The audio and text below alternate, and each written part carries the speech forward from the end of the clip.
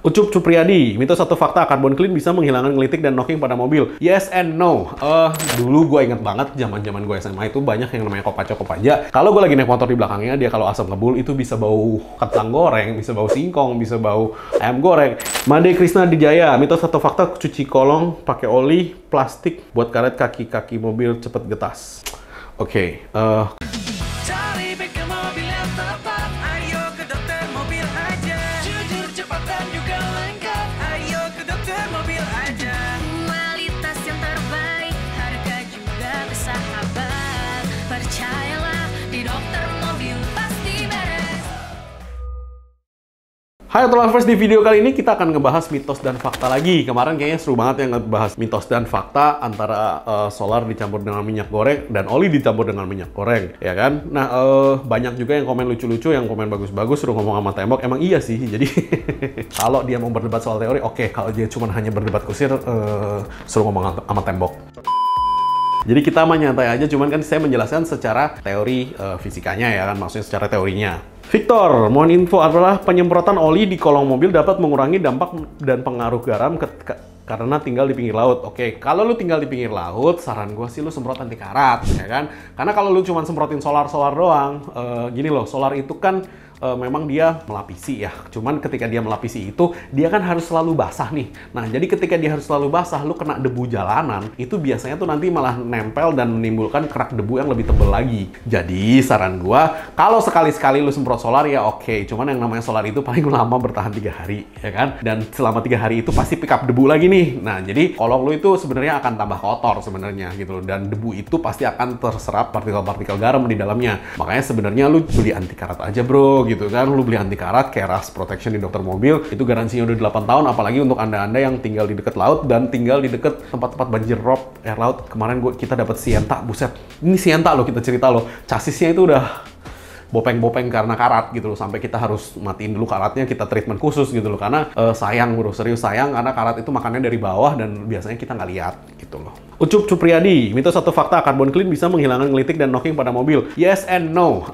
Di 70% kasus yang saya temukan, lu karbon clean memang hilang. Karbon cleannya satu yang bener ya. Jadi orang gini loh, orang awam terlalu berpikir, oke, ini namanya carbon cleaning. Yes, oke, betul. Carbon cleaning itu kenapa kok di dokter mobil itu bisa pas dan presisi? Karena satu, formula dari si carbon clean itu kita betul-betul cek dan kita betul-betul tes dengan baik. Karena ketika tidak dites, saya ada kok orang-orang yang nawarin ke saya, kok ini pakai ini aja nih, gue bikin nih caranya nih carbon clean nih, terlalu keras. Sampai waktu itu ada mobil demonya dia terlalu keras, itu sampai orangnya pasang baut aja, itu beratnya sampai selek karena chemicalnya terlalu keras. Nah, makanya yang namanya carbon clean itu kan prosesnya ya. Chemical yang dipakai itu penting juga ya. Kalau lu terlalu keras, itu besi akan melunak ya kan. Kalau lu nggak keras, berarti ya kerak karbonnya nggak akan rontok gitu loh. Jadi makanya lu harus pas. Nah, kombinasi pas itulah yang kita pakai gitu loh. Nah, makanya 70% kasus hilang, cuman yang 30% membutuhkan penanganan ekstra selain dari carbon clean itu sendiri gitu loh. Kayak Livina sih nggak bisa sih lu carbon clean doang, nggak bisa ya.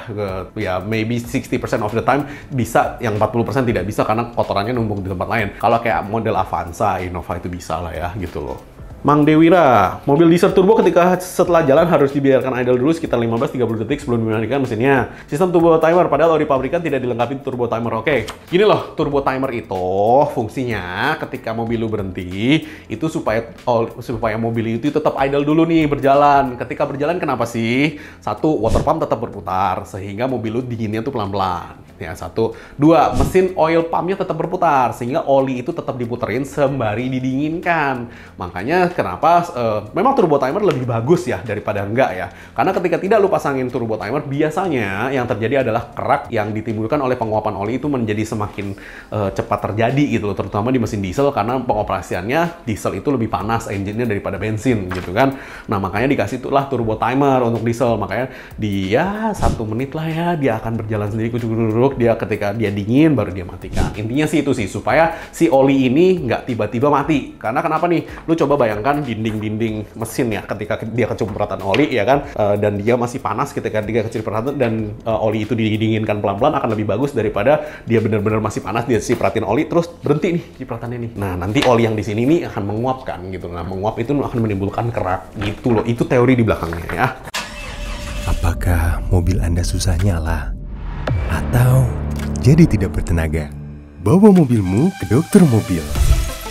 Bengkel spesialis AC dan tune-up nomor 1 di Indonesia. Tune-up Jetlin dari dokter mobil menggunakan mesin berteknologi canggih yang akan menjangkau seluruh part mesin mobil Anda, membersihkan dengan tuntas, membuat performa mobilmu jadi tak terbatas. Rasakan performa mobil Anda jadi garang, reservasikan mobilmu sekarang. Raca, mau tanya kalau minyak goreng di jalan port dan tangki solar itu efek yang ditimbulkan apa untuk jangka panjang? Oke, dulu saya ada proyek yang namanya biodiesel. Biodiesel itu memang dibuat dari minyak jelantah atau minyak goreng bekas yang kita ambil dari tukang-tukang ayam goreng, tukang-tukang apa segala macam. Minyak goreng bekasnya itu kita ambil, kita murnikan dan kita ada beberapa step sampai nanti terjadi biodiesel. Itu memang betul. Jadi yang namanya biodiesel itu memang bisa dibuat dari minyak goreng bekas, betul. Nah, tapi balik lagi sih, kalau minyak goreng itu kan 1 liternya sekitar berapa sekarang? 19.000 ya. Solar juga sekitar 5.500. Jadi ketika lu campur minyak goreng dengan solar, minyak goreng baru nih dengan solar, mahal ya kan. Satu. Minyak goreng bekas gimana? Kalau minyak goreng bekas dalam bentuk langsung dan belum di treatment itu nggak bisa. Itu malah akan membebani si bos pump dan akan merusak si injektor gitu loh, karena kekentalannya berbeda ya kan. Makanya harus di treatment dulu sampai menjadi biosolar. Kalau memang misalkan dipaksa kayak semacam Kopaja, dulu gue inget banget zaman gue SMA itu banyak yang namanya Kopaja. Kalau gue lagi naik motor di belakangnya, dia kalau asap ngebul itu bisa bau kentang goreng, bisa bau singkong, bisa bau ayam goreng. Itu iya, dicampurin minyak goreng bekas sama dia yang cuma disaring doang sama dia gitu loh. Jalannya jalan ya kan, cuman nanti injektor lo akan cepat rusak dan bos pump lo akan cepat rusak karena memang tidak didesain untuk itu gitu loh. Jadi kalau mau di treatment dulu sampai jadi biodiesel sebelum lo masukin langsung. Tapi in teori bisa ya, tapi saya tidak sarankan. Made Krisna Dijaya, mitos atau fakta cuci kolong pakai oli plastik buat karet kaki-kaki mobil cepet getas? Oke, karet kaki-kaki mobil cepat getas nggak ada hubungannya sama itu semua. Karet di kaki-kaki mobil itu memang sudah didesain dalam jangka waktu ada waktunya ya. Jadi karet itu akan selalu menguap dan akan selalu jadi kering. Nah makanya itu akan cepat getas atau cepat pecah. Jadi nggak ada hubungannya lu cuci pakai apapun dari bawah. Rahmat Lukman, mau tanya apa benar isi ban nitrogen itu tidak stabil kalau musim hujan atau musim dingin? Enggak sih. Jadi kalau musim dingin itu sama aja malah, cuman memang dia lebih cepat menciut ya kalau ketika musim dingin sehingga dia harus ditambah lagi. Mas Jang, infonya kalau mobil baru nyalain langsung nyalain AC bisa ngerusak kinerja AC itu sendiri. Sebaiknya di bawah jalan dulu sekitar 100 meter baru nyalakan AC-nya. Enggak sih. Yang penting ketika lu nyalain, mobilnya udah panas, RPM-nya sudah stabil, lu boleh langsung nyalain AC, itu nggak ada masalah sih. Karena ketika ketika AC itu tidak engage, itu tidak ada hubungannya sama sekali sih dengan yang lain-lain. Izar Al Mustafa, mitos atau fakta kaki mobil memiliki fitur idling stop akan cepat shock, contohnya New Expander dan Toyota Rush 2022. Idling start stop itu kan memaksa mobil lu menjadi cepet matiin engine, kemudian starter lagi, matiin engine dan starter lagi ya. Otomatis ketika aki lu itu kualitasnya kurang bagus ya, dia akan cepet tekor sih, udah pasti sih. Mungkin sekian dulu penjelasan dari saya Q&A mitos dan fakta untuk nomor 7 kali ini. Thanks. Jangan lupa subscribe, like, dan komen di YouTube kami. Thanks.